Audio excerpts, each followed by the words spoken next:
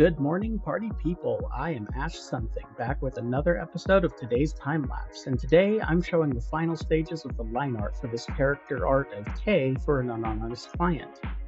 In part 6, I continued talking about line competence, and I only have a little bit more to say on the topic.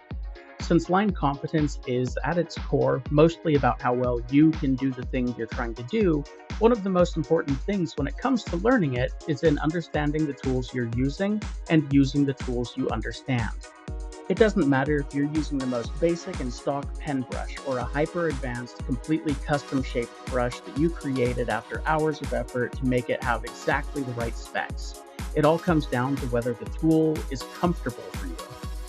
When I say comfortable, I don't just mean that it's physically comfortable. I mean whether it's laying down the lines you intend to lay down. Does it taper how you want it to taper? Does it blend how you want it to blend? Are the edges as hard or as soft as you want them to be?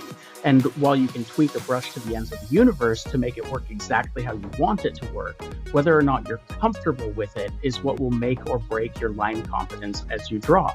For this reason, I recommend choosing a brush and sticking with it. You may see someone else using a brush you like, and you may have the urge to bounce from tool to tool, pen to pen, brush to brush, trying to find the one that'll do exactly what you want it to, but more often than not, that really just overcomplicates things and makes it harder for you to develop a strong sense of line competence. Lines should be simple. Use a simple brush with a simple shape that drops a hard edge and draw the lines.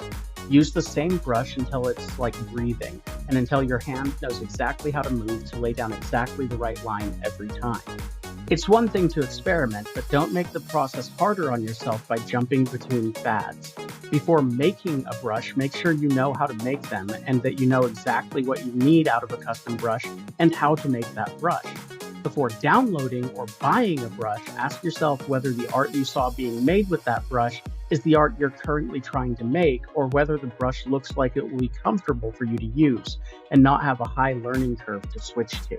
And be prepared to log a solid 100 or more hours of drawing with the brush to make it feel as comfortable for you to use as the one you currently use as your primary lining brush, because it could very well take that much time.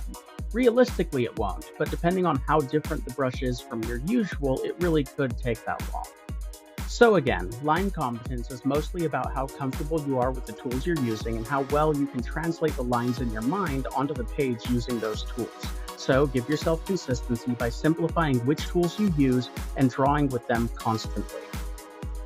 In the next video, we're finally moving on to the color stages, so drop a like and a follow and join me tomorrow for part 8.